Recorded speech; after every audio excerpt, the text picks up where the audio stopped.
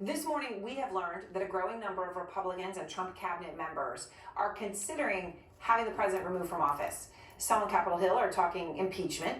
Others in the cabinet have privately discussed invoking the 25th Amendment. So I want to talk now to Steve Vladek, professor of law at the University of Texas School of Law. And Steve, you know more about this than anyone. So let me just ask you on this 25th Amendment process, now that we're hearing there's been some discussion among cabinet members, obviously filled with several acting secretaries right now. How would it actually work? If they were going to do it, how would you do it? Is it even feasible at this point?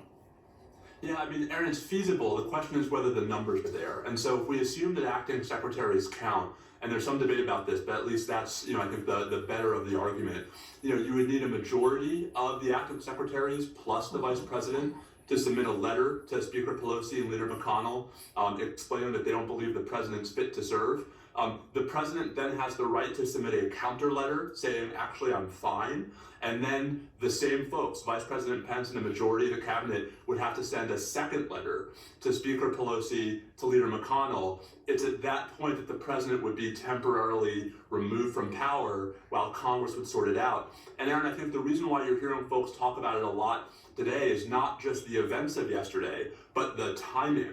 Right, that even though a year ago the 25th Amendment didn't seem viable for lots of reasons, including that it would have taken a while, it didn't seem to be that different from impeachment. Here, I think the critical point is that while the House and Senate were debating what to do about these competing letters, Mike Pence would be the acting president. I think that's why you see a lot of people gravitating toward this argument after what happened yesterday. Which is interesting, and certainly to your point, we should emphasize, that Mike Pence essentially was running the government yesterday. He was the one who dealt with the National Guard. He was the one who talked to the leadership. He dealt with the Department of Justice. I mean, it was clear who was running the country.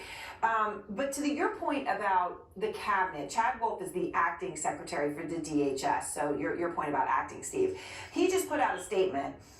I implore the president to strongly condemn the violence, right? Clearly calling out the president. He then added that he vowed to remain in office until January 20th, presumably for continuity, that he sees serious threats facing the country and he doesn't want to, basically drop the ball. What do you read into that when you look at a secretary like that? I mean, would that preclude a person, Secretary Wolf, from supporting the 25th Amendment or not?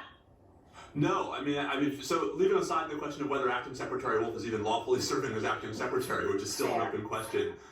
No, I mean, Aaron, I think we're seeing a little late, but finally some folks who have leverage over the president trying to use that leverage to coerce him into doing the right thing. Now that it's become abundantly clear that he has no interest in doing the right thing on his own. And so I think the question is going to be whether further conduct by the president today, tomorrow, in the remaining 13 days between now and the inauguration is going to incentivize acting Secretary Wolf, acting Secretary Miller of the Defense Department, Secretary Pompeo. I mean, these are the people at this point who have the most leverage over the president. The question is whether they're going to exercise it. All right, a big question now. All right, Steve Vladek, thank you. Thank you. So with the question, what's next? What's the next move for the Republican Party following this violent attempted coup? Joining me now is former Republican Congressman Charlie Dent. Congressman, good to see you. Can the country handle 13 more days of President Trump? Boy, Anderson, the answer is I don't think so. It would be merciful right now if he just simply resigned. Yes, it'd be great if the cabinet would step up. Better late than never. Where have they been, I guess? They just discovered now that he's unfit, and we've known this, I think, for some time. So where does the Republican Party go? I think what we saw yesterday, maybe there's a foundation of new leadership. I mean, I saw Liz Cheney and Adam Kinzinger and Pat Toomey and Ben Sass, Mitt Romney, and others have spoken up about a future Republican Party without Donald Trump. This national nightmare, it needs to end, and out of the ashes needs to come a party that is much more socially tolerant and inclusive, one that is constructively engaged on the international stage, that's not about all this cronyism and protectionism. I think that's where we need to go and address real substantive issues. But right now we have to get through this crisis. That's the making of the president. Just watching the proceedings continue, and thank goodness, Congress reconvened and they went ahead and did their business and didn't allow these thugs to stop democracy from moving forward.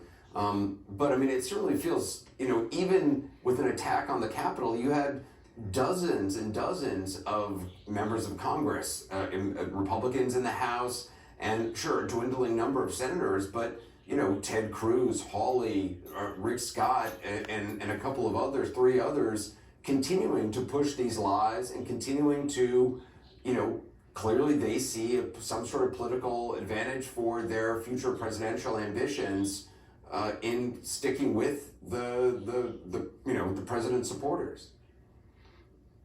You would think, Anderson, the 2 senators you just named, who fancy themselves as constitutional scholars, would recognize an assault, a frontal assault on the constitutional order. That the President of the United States, he sicked a mob on Congress yesterday, and to see the desecration, the people running through the Capitol carrying Confederate flags.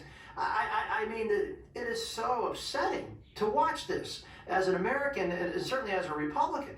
I mean, so I just come to the conclusion, I mean, is one's ambition that blind that they cannot see what is right before them?